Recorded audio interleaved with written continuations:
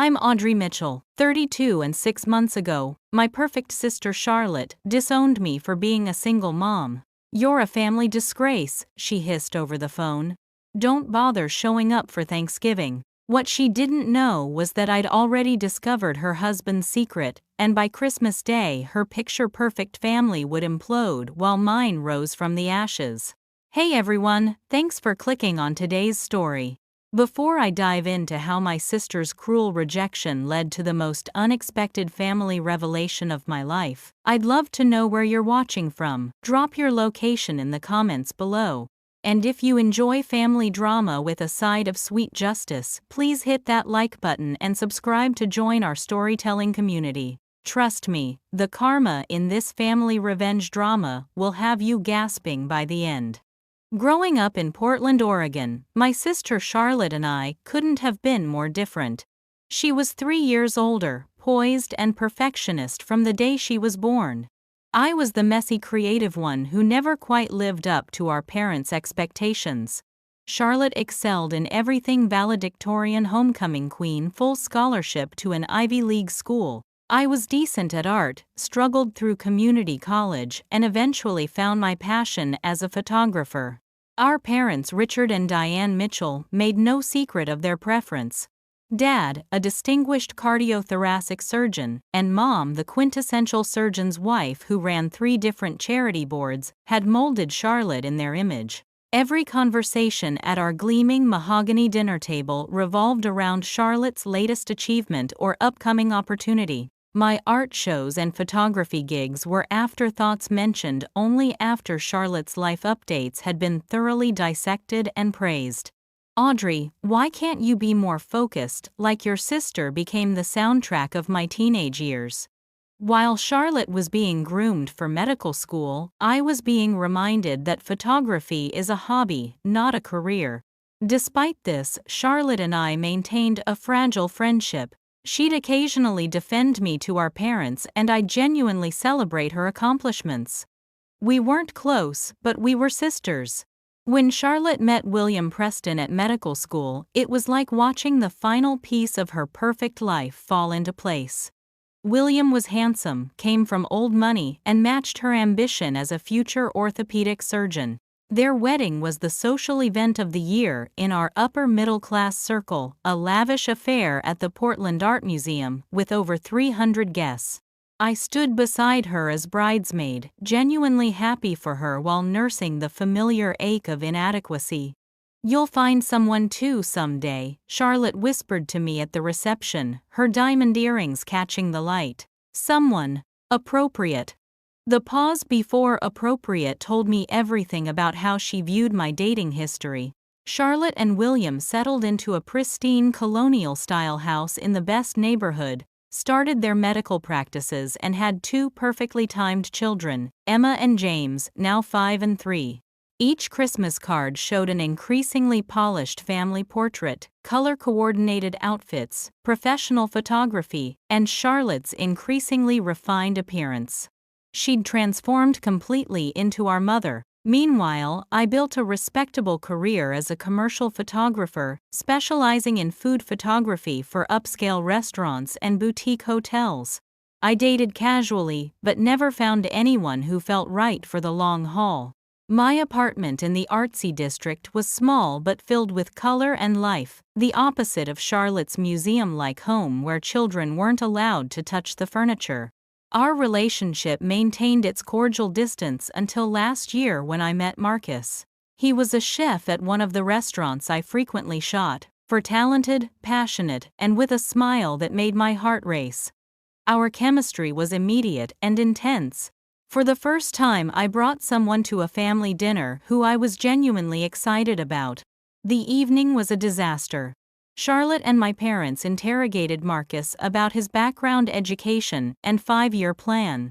When he mentioned having grown up in foster care and working his way up from dishwasher to head chef without a culinary degree, I watched their expressions harden. Later, Charlotte cornered me in the kitchen. "Really, Audrey, he's a nice guy, but he's a chef. With no family connections and no degree. Is this really the kind of man you want to bring home?" "I love him," I said simply. She sighed that familiar sigh. You always did have questionable judgment. 3 months later, Marcus and I were planning to move in together when he received an offer to train under a Michelin-starred chef in Chicago. It was his dream opportunity, impossible to refuse. We agreed to try long distance, but both knew the odds were against us. 2 months into the separation, our calls became less frequent, our connection strained. Then I discovered I was pregnant. When I told Marcus over a video call, his face went pale. I can't be a father right now, Audrey. This opportunity, it's everything I've worked for. I'm not asking you to give up anything, I said, tears streaming down my face. But I'm keeping this baby. The call ended with vague promises to figure something out, but I knew. Marcus stopped calling altogether a week later, and his final text message read, "I'm sorry. I just can't do this. I'll pay child support, but I can't be a father." Heartbroken but determined, I made the decision to become a single mother. When I shared the news with my family over dinner at my parents' house, the silence was deafening. "So he abandoned you," my father finally said, cutting his steak with surgical precision. "He's not ready to be a father. I understand that." Charlotte laughed, a cold sound that echoed off the formal dining room walls. "Of course he's not. What did you expect from someone like him?" Someone like him, I felt. Heat rising to my face. Unstable. Unestablished. "This is what happens when you choose passion over practicality," Charlotte said, exchanging knowing glances with our mother. "I'm going to be a single mom, and I'm going to be great at it," I said firmly. "A single mother." My mother spoke the words as if describing a terminal illness. "What will people think?" "I don't care what people think, Mom. This is my life, my baby." "Well," Charlotte said, placing her napkin beside her barely touched plate, "I suppose we'll have to get used to yet another of Audrey's unconventional choices." I left early that night, thinking that while they weren't supportive, at least they hadn't completely rejected me. I was wrong. The real fallout was just beginning, and would lead to the phone call that changed everything, the one where Charlotte would tell me that my single motherhood was a family disgrace, and that I was no longer welcome at Thanksgiving dinner. What I couldn't have imagined then was how that rejection would set in motion a chain of events that would expose the rot at the core of Charlotte's perfect life, and ultimately bring a form of justice I never could have anticipated. The pregnancy progressed, and as my belly grew, Charlotte's communications dwindled. My parents called occasionally, their voices strained, asking clinical questions about my prenatal care, but never once expressing excitement about their future grandchild.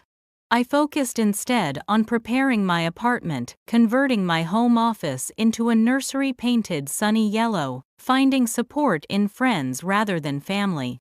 At 22 weeks pregnant, I received the call from Charlotte that would sever what remained of our relationship. It was a Tuesday evening. I had just finished a small photo shoot for a local bakery and was rubbing cocoa butter on my growing belly when Charlotte's name flashed on my phone. Surprised but hopeful, I answered with genuine warmth. "Charlotte, I was just thinking about you. I had my anatomy scan yesterday, and I'm calling about Thanksgiving." She interrupted, her voice clipped and formal. "Mom and Dad wanted me to let you know that this year might be difficult with your condition." I paused, processing her words. "My condition? You mean my pregnancy?" "Yes. William's parents are joining us this year, and you know how traditional they are. We've never had a situation like yours in the family before." My hand instinctively cradled my stomach as if to shield my unborn child from her words. "A situation, I'm having a baby, Charlotte, not committing a crime." "An illegitimate baby," she corrected sharply. "With a man who abandoned you. It's embarrassing, Audrey. Dad is the head of his department. William and I have colleagues who know our family. Do you have any idea how this looks?" Tears stung my eyes, but anger quickly replaced the hurt. "How it looks? I don't give a damn how it looks. This is your niece or nephew we're talking about. A child born into instability without a father figure. It's irresponsible, and frankly, it's a disgrace to the family name." A disgrace, I echoed, my voice rising. Having the courage to raise a child on my own is a disgrace, but your judgment and cruelty aren't. Don't be dramatic. We're simply asking for some discretion until after the holidays. Once the baby is born and things settle, we can discuss how to integrate this situation into the family narrative. The clinical detachment in her voice made my blood run cold. Integrate into the family narrative. Listen to yourself, Charlotte. This is a baby, not a PR problem. It is a PR problem when Dad's hospital donors and William's surgical mentors are at our Thanksgiving table, she snapped. So yes, you're not invited to Thanksgiving this year. It's better for everyone. My voice shook as I replied. By everyone you mean you. Better for you and your perfect image. Being a single mom is a family disgrace, Audrey, she hissed, dropping all pretense. You're not even invited to Thanksgiving. In fact, until you figure out how to present this situation appropriately, maybe it's best if you keep your distance from family events altogether. My situation? You mean my child, your niece or nephew? A child whose existence proves your poor judgment. Again. Her voice was ice. Look, I've got patients to see. Just don't call Mom and Dad about this. They're embarrassed enough. The line went dead. I sat frozen on my couch, hands trembling, tears flowing freely now. My own sister had just disowned me for the crime of becoming a mother without a husband. The rejection cut deep, reopening all the childhood wounds of being the family disappointment. For 3 days I wrestled with disbelief and grief. On the 4th day, I called my parents directly, hoping against hope that Charlotte had exaggerated their position. Your sister is right, my mother said stiffly. The Prestons are very influential, and this is William's first Thanksgiving hosting his parents in their new home. Surely you understand why your presence would be uncomfortable. Uncomfortable, I repeated numbly. Because I'm pregnant and unmarried. Because you're flaunting a lifestyle choice that reflects poorly on all of us, my father interjected. Charlotte has worked hard to build her reputation. William is being considered for department head next year. Why must your choices always complicate things for everyone else? The conversation ended with my father suggesting I take some time to reflect on my priorities and my mother promising to call after the holidays once things settled. Neither mentioned my baby. That night, curled around my pregnant belly, I made a promise to my unborn child. We don't need them. We'll create our own family, one built on acceptance and love. But beneath the brave words, a seed of anger took root. For 32 years I'd accepted my place as the family disappointment. I'd smiled through backhanded compliments, endured endless comparisons to Charlotte, and made excuses for their conditional love. But this rejection wasn't just of me anymore, it was of my innocent child. Something hardened in me that night, a protective instinct sharper than anything I'd ever felt. The next morning I received a text from Emma, Charlotte's 5-year-old daughter. Charlotte had recently given Emma a tablet for educational games, and occasionally allowed her to send supervised messages to Auntie Audrey. The text was a drawing of what appeared to be me, with a round belly surrounded by hearts. Below it, Emma had typed, "Miss you, Auntie Audrey. Mommy says your baby made you sick so you can't come for turkey dinner." My hands shook with fury. Not only had Charlotte banned me from the family gathering, she'd poisoned her own child against my baby. It was this final cruelty that transformed my hurt into resolve. If Charlotte wanted to protect her perfect family image so badly, perhaps it was time I looked more closely at just how perfect that image really was.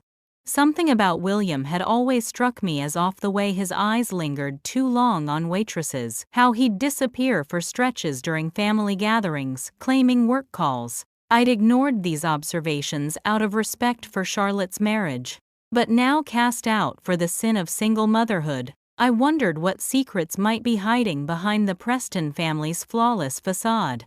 What I would discover in the coming weeks would change everything, setting the stage for a confrontation that would make my exclusion from Thanksgiving dinner seem like a minor slight in comparison. A week after Charlotte's devastating phone call, I met my friend Zoe for lunch at Riverdale Cafe, a small bistro near the waterfront. Zoe, a paralegal who'd been my rock through the pregnancy, listened as I recounted the rejection. "Your family is genuinely terrible," she said, stirring her iced tea vigorously. "No offense." "None taken," I sighed, resting my hand on my belly. "I've always known where I stood, but this is different. This is about my baby." Zoe leaned forward, her expression softening. "How are you holding up, really?" "Honestly, I'm angry. For 32 years I've been the family screw-up, while Charlotte's been the golden child. Now she's judging my life choices. Her marriage isn't as perfect as she pretends." "What do you mean?" Zoe asked, raising an eyebrow. I hesitated, then continued. "Just little things I've noticed about William over the years. The way he disappears for important calls during family dinners. How he flirts with waitresses when Charlotte isn't looking. Once at my parents' anniversary party, I walked into Dad's study and found William closing a dating app on his phone. He claimed he was helping a friend set up a profile." Zoe's eyes widened. "And you never said anything. What was I supposed to say? Hey sis, I think your perfect husband might be cheating." Without proof, it would have just been another reason for them to dismiss me as jealous and dramatic. But now, a determined calm settled over me. Now I don't care what they think of me. But if William is cheating while my sister is busy disowning me for being a single mom, that hypocrisy deserves to be exposed. "What are you planning, Audrey?" Zoe asked cautiously. "I'm not sure yet," I admitted. "But I'm going to find out if William's hiding something." The next day I began what I called Project Truth. As a photographer, I had a decent telephoto lens and experience with surveillance for surprise engagement shoots. I felt slightly ridiculous staking out my brother-in-law, but the anger fueling me outweighed any moral qualms. For 3 consecutive days I parked outside William's orthopedic practice during lunch hours. Nothing unusual happened. He ate at his desk, or with colleagues at the hospital cafeteria. I was beginning to feel foolish when on the 4th day I noticed something odd. William emerged from the hospital's side entrance, not the main doors he typically used, and walked briskly to a coffee shop 2 blocks away. Through my camera lens, I watched as he greeted a young woman with a lingering hug. She was perhaps in her mid-20s, attractive with long dark hair. They sat at a corner table, their conversation animated. At one point, William reached across the table to touch her hand. The interaction seemed intimate but not definitively inappropriate. She could be a colleague, a friend, or even a patient. I snapped a few photos but felt unsatisfied. Over the next 2 weeks, I observed a pattern. Every Tuesday and Thursday, William met this same woman at the coffee shop. Their meetings lasted precisely 45 minutes. They never left together, and while their body language suggested closeness, I never witnessed anything explicitly romantic. I was about to abandon my investigation as a stress-fueled overreaction when I made the breakthrough. After their Thursday coffee, instead of returning to the hospital, William followed the woman to an apartment building several blocks away. They entered together. He didn't emerge for over an hour. My hands trembled as I reviewed the photos I'd taken. This wasn't conclusive proof he could have a professional reason to visit her home, but the secrecy surrounding these meetings suggested otherwise. I needed more information. Using skills I'd developed hunting down obscure photography locations, I researched the apartment building's residents. The directory in the lobby listed a K. Rodriguez in apartment 403, the one I'd seen them enter. A social media search revealed Karina Rodriguez, a physical therapy assistant at Williams Hospital. The connection made sense, but the private meetings didn't align with a purely professional relationship. I continued my surveillance for another week, documenting 3 more visits to Karina's apartment, each lasting between 1 and 2 hours. I debated my next move carefully.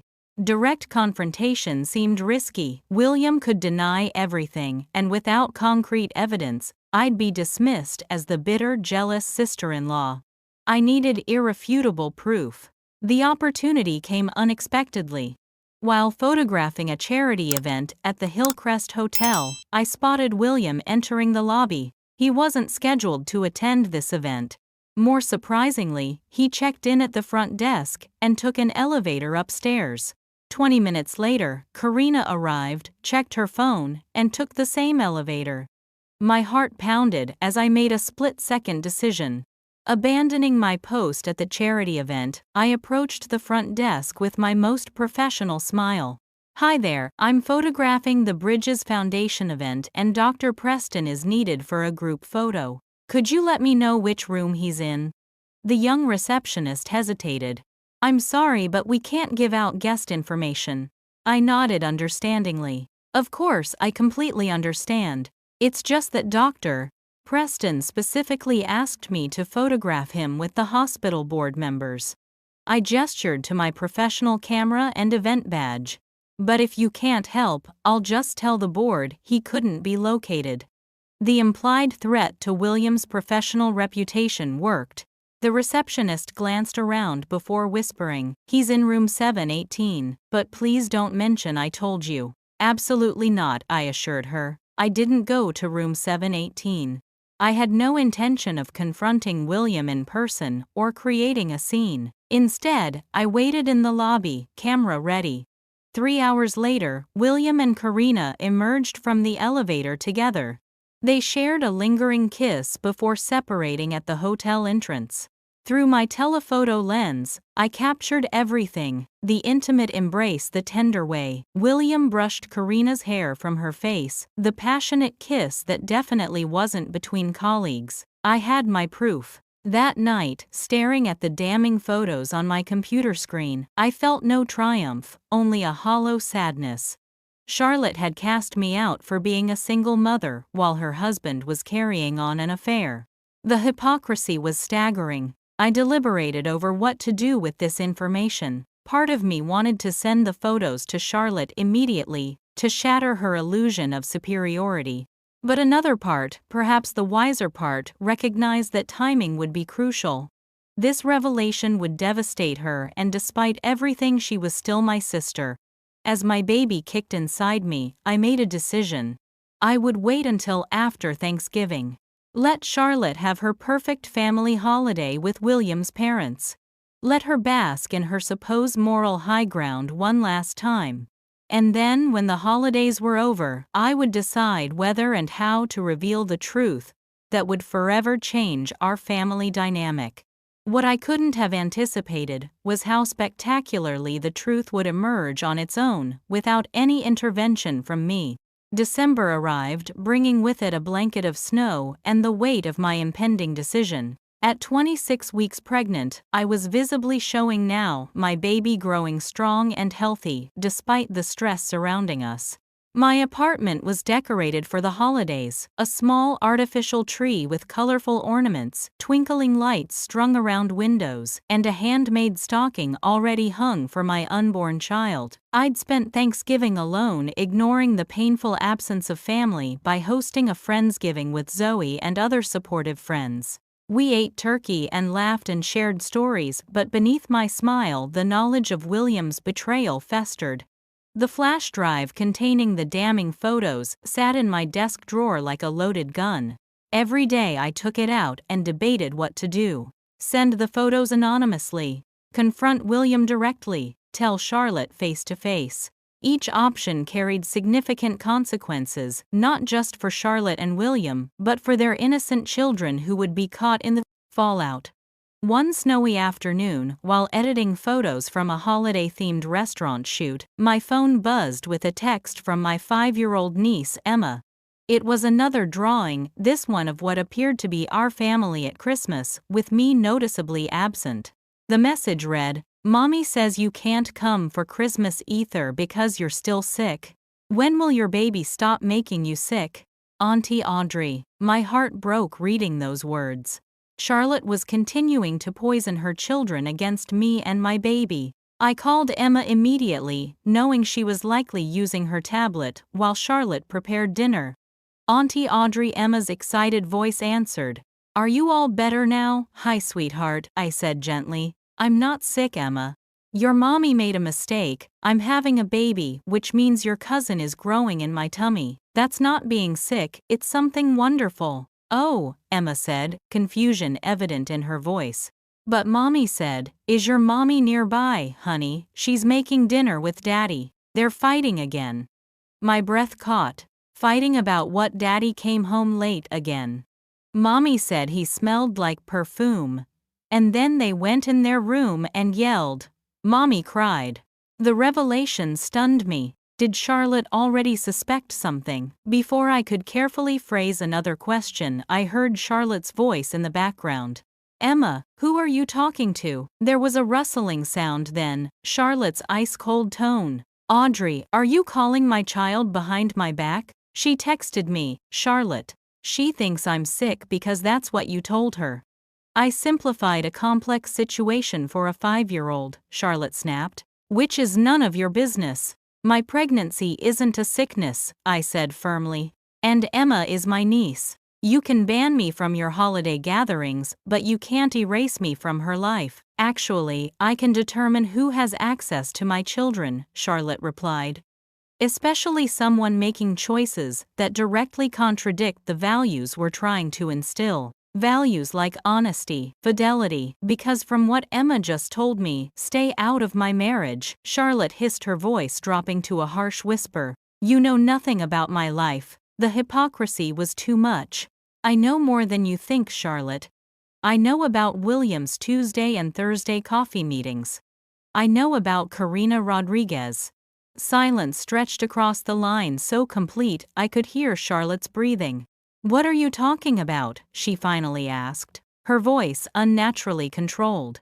For a moment I considered laying out everything, the surveillance, the hotel rendezvous, the photos, but some last vestige of sisterly loyalty held me back. Ask your husband, I said instead. Ask him about room 718 at the Hillcrest Hotel. Charlotte hung up without another word. That night I barely slept, replaying the conversation and wondering if I'd done the right thing. By morning I had 6 missed calls from Charlotte and a text that simply read, "We need to talk." I called her back immediately. Tell me everything, she demanded without preamble, her voice ragged. So I did. I explained my surveillance described the meetings with Karina and admitted to having photographic evidence of their hotel encounter. I want to see, Charlotte said when I finished. Are you sure, Charlotte, these photos are explicit? I'm a doctor, Audrey. I've seen worse. What I can't stomach is being lied to. We arranged to meet at a quiet cafe near the hospital. Charlotte arrived, looking nothing like her usual polished self. Her hair was pulled back hastily, her face bare of makeup, dark circles prominent beneath her eyes. When she saw my pregnant belly, something flickered across her face, not disgust this time, but something more complex. I handed her a sealed envelope containing printed copies of the most damning photos. She opened it with steady hands, her expression remaining neutral as she examined each image. Only the slight whitening of her knuckles betrayed her emotion. How long have you known? She finally asked, sliding the photos back into the envelope. About a month. I wasn't sure what to do with the information. Charlotte looked up, her eyes suddenly sharp. Were you planning to use this to hurt me, some kind of revenge for Thanksgiving? The accusation stung, but I couldn't deny the thought had crossed my mind. I considered it, I admitted. You hurt me deeply, Charlotte. You rejected me and my baby based on some outdated moral standard while your own husband was cheating. She flinched. So, this is punishment? No, I sighed. That's what I've been struggling with. At first I wanted to hurt you the way you hurt me, but then I thought about Emma and James, about how this would affect them. So what changed? Why tell me now? Emma's text. The way you're lying to her about me being sick. I realized this situation is already hurting the children, just in different ways. Charlotte was silent for a long moment, turning her coffee cup in circles. You must be enjoying this, she finally said. Perfect Charlotte, with her supposedly perfect life falling apart. Do I look like I'm enjoying anything about this? I gestured to my face, aware of my own exhaustion. You're still my sister Charlotte. Despite everything. Her composure finally cracked, tears spilling down her cheeks. I don't know what to do, she whispered. My entire identity is wrapped up in this marriage, this family image. What will people think if we separate? What will Mom and Dad say? William's parents. For the first time in our adult lives, I saw Charlotte not as my perfect, judgmental older sister, but as a vulnerable woman facing the collapse of everything she believed in. In that moment, our roles reversed. I reached across the table and took her hand. Who cares what people think? You're more than just William's wife or our parents' daughter. You're Charlotte, brilliant, accomplished, strong. With or without William, that doesn't change. She looked up, surprise evident through her tears. How can you be kind to me after how I treated you? Because I know what it feels like to have your world turned upside down, I said, placing my other hand on my belly. And because family should mean something more than appearances. Something shifted between us in that cafe, a first, tentative step toward healing. Charlotte asked about my pregnancy, really listened, when I talked about my plans for balancing motherhood and career. For the first time, she treated my choices with respect rather than judgment. As we prepared to leave, Charlotte hesitated. What would you do if you were me? I considered carefully before answering. I can't tell you whether to stay or go. But whatever you decide, do it because it's right for you and your children, not because of what others might think. You've spent your whole life living up to expectations. Maybe it's time to decide what you actually want. Charlotte nodded slowly. I need time to think. To decide how to confront William. Of course. As we stood to leave, Charlotte looked at my belly again. I'm sorry for what I said about your baby, about you being a disgrace. Thank you, I said simply. Will you come to Christmas? She asked suddenly. Regardless of what happens with William, the children should know their aunt. And their cousin. The invitation was unexpected but welcome. I'd like that. We parted with a careful hug, the first real embrace we'd shared in years. As I watched Charlotte walk to her car, shoulders straight despite her inner turmoil, I felt a strange mixture of sadness and hope. The truth had been revealed, but what happened next was entirely up to Charlotte. What I couldn't have imagined was just how dramatically she would choose to act, or how her decision would turn our family's Christmas gathering into a day none of us would ever forget. Hey everyone! Wow, this story is really hitting some emotional peaks now, isn't it? If you're feeling the tension of Audrey's situation, hit that like button to let me know you're invested in what happens next. Are you Team Audrey or Team Charlotte at this point? The family drama is about to reach its climax, and trust me, you'll want to stick around to see how this all unfolds. Subscribe if you haven't already, to make sure you don't miss any of my family drama stories. The revenge that's coming is something you won't want to miss. Now, let's continue with what happens next. The week following my cafe meeting with Charlotte passed in tense silence. She didn't call or text, and I resisted the urge to check in, giving her the space she needed to process everything. I wondered whether she'd confronted William, whether she'd shown him the photos, whether their marriage was imploding behind closed doors while they maintained appearances. My answer came on December 20th, 5 days before Christmas. My phone rang at 11:30 p.m. Charlotte's number. I answered immediately, heart racing. Charlotte, are you okay? There was a ragged breath then, my sister's voice thick with tears. I confronted him. What happened? I asked, sitting up in bed. He denied it at first. Called me paranoid, said I was hormonal. Can you believe that? A doctor using hormonal as a dismissal. Her laugh was bitter. Then I showed him the photos. And he changed tactics. Said it was just physical, that it didn't mean anything. That I've been so focused on the children and my career that I've neglected him. Her voice hardened. As if his cheating is my fault. That's classic deflection, I said gently. What did you say? I told him to leave. He's staying at a hotel until we figure things out. How are you feeling about that decision? Charlotte was quiet for a moment. Terrified. Relieved. Angry. Everything at once. She paused. But also strangely calm. Like I've been suspecting something was wrong for months but couldn't admit it to myself. What do you mean? The late nights, the unexplained absences, the decrease in physical intimacy. I'm a doctor, Audrey. I should have recognized the symptoms.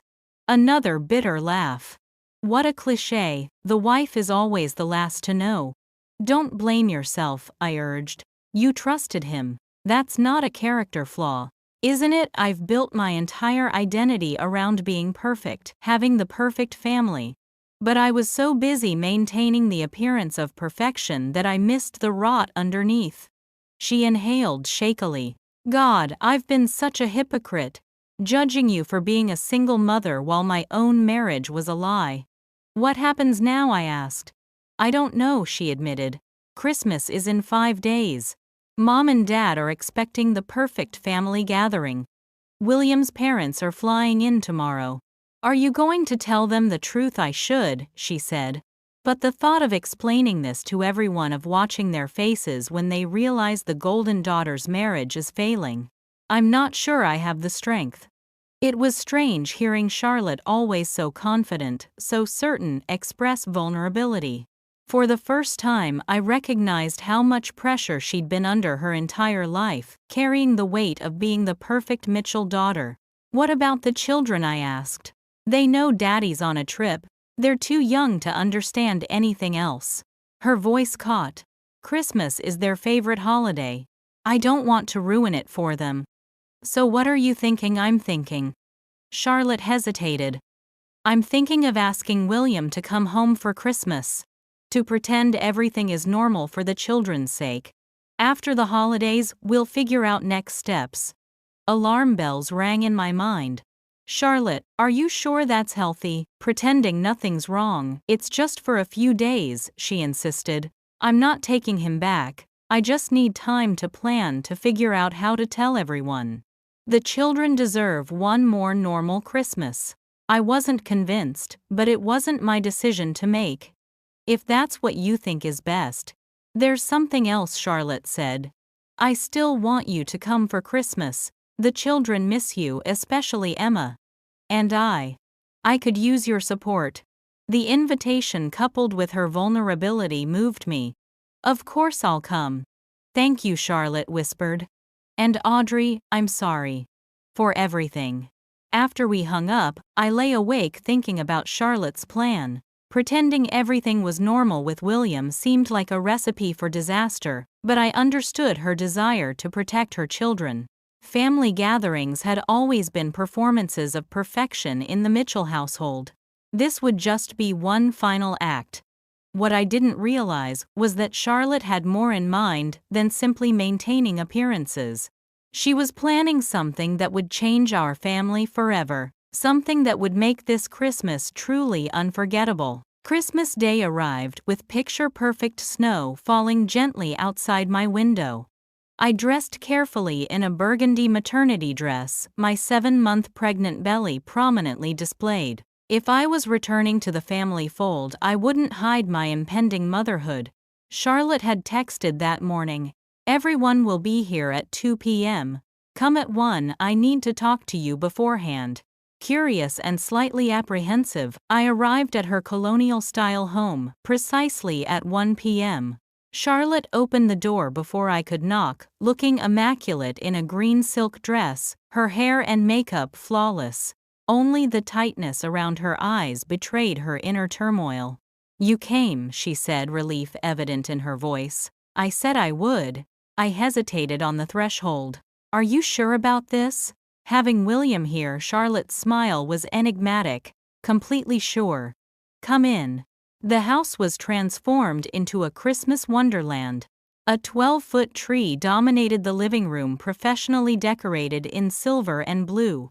Garlands adorned the staircase and the scent of pine and cinnamon filled the air. Through the French doors I could see the dining room table set with the family china crystal glasses gleaming. Where are the kids? I asked. With the nanny upstairs. William is getting his parents from their hotel. Charlotte led me to the kitchen, checking something in the oven. Mom and Dad should be here in about an hour. I watched her methodical movements, the careful precision with which she basted the turkey. Charlotte, are you really okay? This seems intense.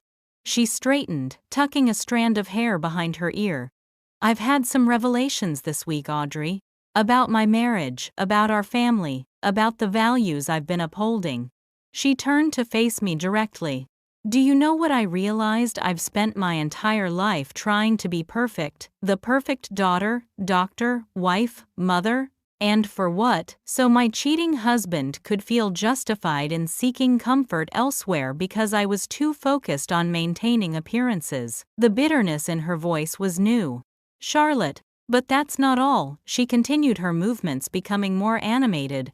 I've been complicit in our parents' manipulation. The way they pitted us against each other made you feel less than because you chose a different path. I participated in that. I judged you for your choices while priding myself on my superior life decisions. She laughed sharply. And look where that got me. People make mistakes, I said cautiously. You were raised to value certain things. That's no excuse for how I treated you. Charlotte's eyes filled with tears. When you told me you were pregnant, my first thought wasn't happiness for you. It was concern about how it would reflect on me. How twisted is that? I moved closer, placing a hand on her arm. What are you planning, Charlotte? She wiped her eyes carefully, preserving her makeup. Today we're going to have a lovely family Christmas. We'll open presents, eat dinner, and play our roles. And then over dessert, I'm going to tell everyone the truth about William, about our marriage, and about my own hypocrisy. Are you sure? I asked, surprised by her resolve. With everyone present, absolutely sure, Charlotte said firmly. I'm done pretending. I'm done with the Mitchell family charade of perfection. If I'm going to rebuild my life, I need to start with honesty. The sound of a car pulling into the driveway interrupted our conversation. Charlotte glanced at the window. That's William and his parents. Remember, act natural until dessert. Let me handle everything. William entered first, carrying gift bags, followed by his parents Eleanor and Richard Preston, silver-haired and aristocratic. If William was stressed about his marital situation, he hid it well behind his practiced charm. Audrey, he exclaimed with false warmth. Charlotte mentioned you'd be joining us. What a pleasant surprise. His eyes flickered briefly to my pregnant belly, then away. I wondered if he was thinking about Karina, if she too might be carrying his child someday, while he played the devoted family man elsewhere. William I replied coolly, Merry Christmas. Charlotte swept in the perfect hostess, greeting her in-laws with kisses and compliments. I watched in amazement as she seamlessly embodied her role, not a hint of her inner turmoil visible. Only I could see the calculated precision in her movements, the slight hardness behind her smile. By 2 o'clock, the house was full. My parents arrived laden with presents, momentarily startled by my presence, but quickly recovering their composure. Emma and James bounded downstairs, delighted by the growing pile of gifts under the tree. For the next few hours, we enacted the perfect family Christmas. Presents were opened with appropriate exclamations of delight. Photos were taken. Wine flowed freely. Throughout it all, Charlotte was radiant, commanding the room with practiced ease. I caught William watching her several times, a mixture of relief and wariness in his expression. He clearly believed their arrangement to maintain appearances was working. Dinner was served precisely at 5. Charlotte had outdone herself. Turkey with all the trimmings, sides in sterling silver serving dishes, cranberry sauce made from scratch. Everyone raved about the meal as Charlotte accepted compliments with modest grace. As the main course plates were cleared, and Charlotte went to the kitchen to prepare dessert, my mother leaned toward me. It's good to see you here, Audrey, she said stiffly. Charlotte was right to extend the olive branch. Family should be together at Christmas regardless of circumstances. The conditional acceptance stung, but I smiled tightly. Yes, family is important, isn't it? All those family values you and Dad instilled in us. My father frowned at my tone but was interrupted by Charlotte returning with a chocolate Yule log cake, candles flickering atop it. Before we have dessert, Charlotte announced, setting down the cake, I'd like to make a toast. She raised her water glass, having abstained from alcohol in solidarity with my pregnancy. To family, she said, her voice clear and carrying. And to truth. Something in her tone caused conversation to fade. All eyes turned to her as she remained standing at the head of the table. I've been doing a lot of reflecting lately, Charlotte continued, about what family really means. About the difference between appearance and reality. She looked directly at William. About honesty and betrayal. William's face drained of color. Charlotte, he said, warningly. Perhaps this isn't the time. It's exactly the time, she replied firmly. I've spent years creating the illusion of a perfect life. We all have. Her gaze swept the table, lingering on our parents. But the foundation was rotten. She reached into the pocket of her dress and pulled out the envelope of photos I'd given her. William has been having an affair with Karina Rodriguez, a physical therapist at the hospital, for at least 6 months. The silence that followed was absolute. William's mother gasped. My father's face reddened. My mother froze with her wine glass halfway to her lips.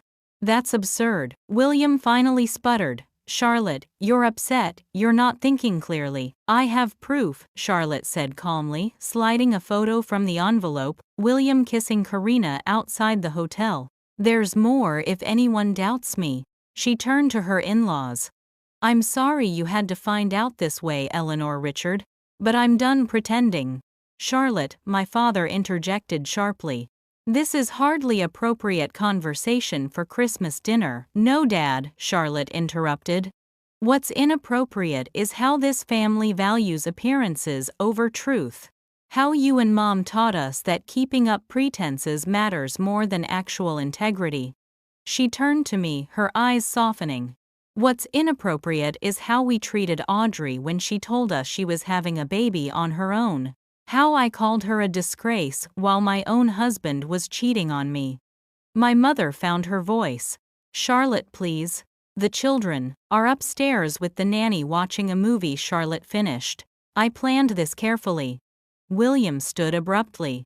I won't sit here and be humiliated. Sit down, Charlotte commanded, with such authority that William actually complied. You forfeited the right to dignity when you betrayed our vows. She turned back to the table.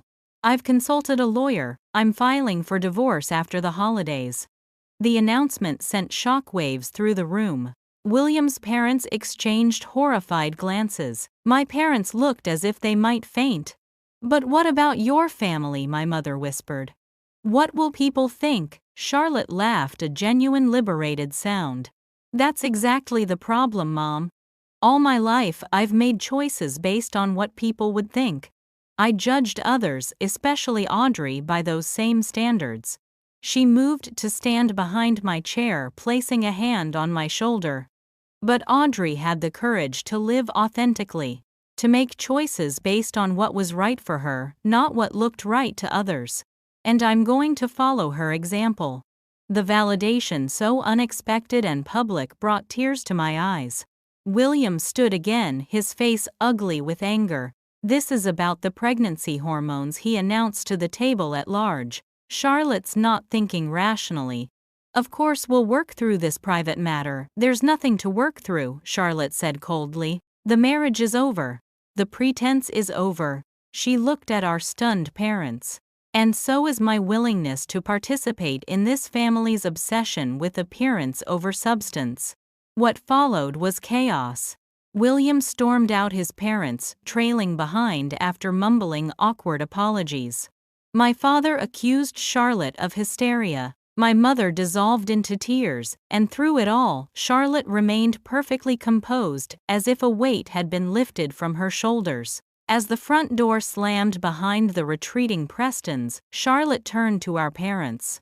You have a choice to make, she said quietly. You can continue living in denial, judging your daughters by superficial standards. Or you can be part of our real lives, messy, imperfect but authentic.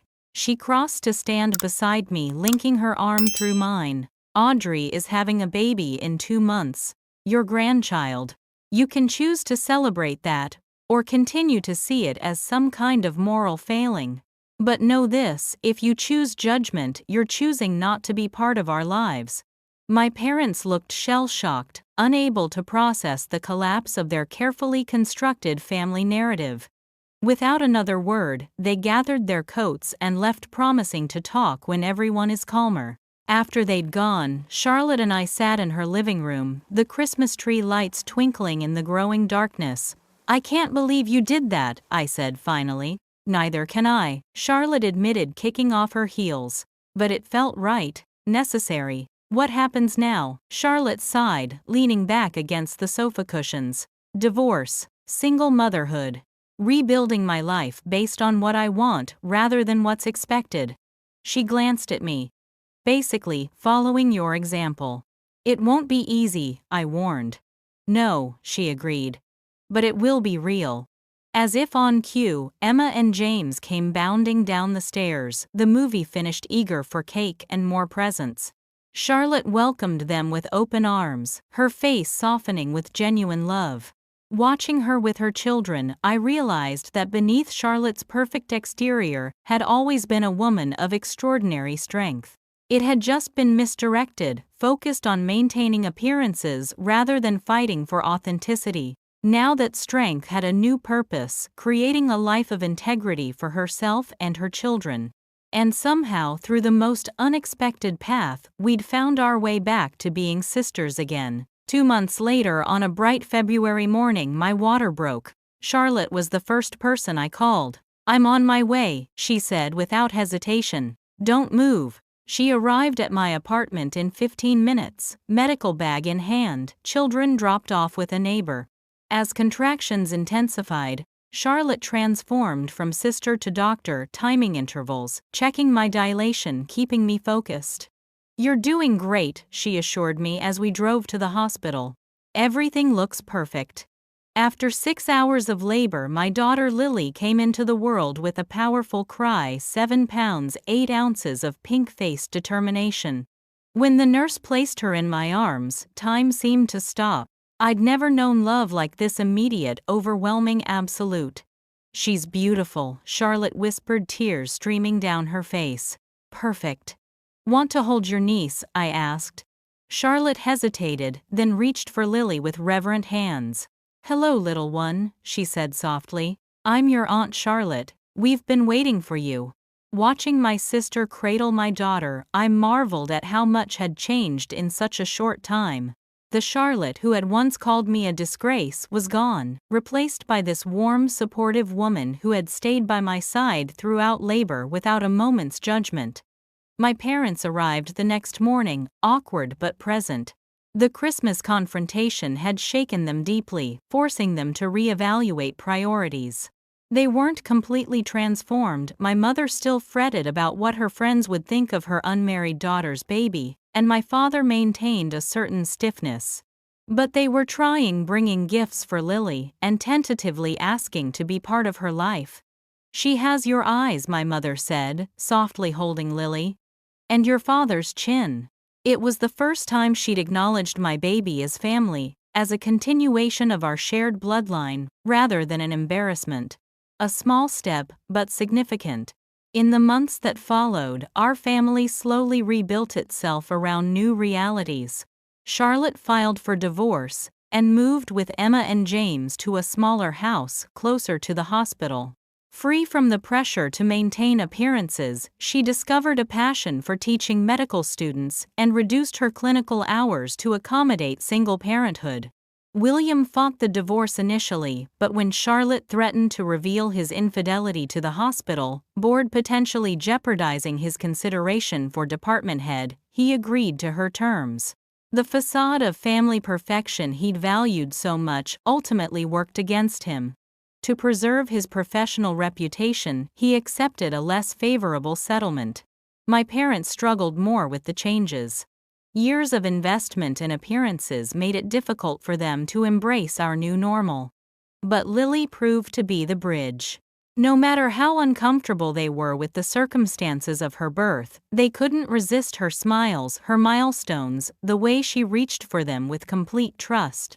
"You're doing an excellent job with her," my father admitted grudgingly during one visit, watching me navigate Lily's bedtime routine. Coming from him, it was high praise indeed. As for me, motherhood brought challenges but also unexpected joy.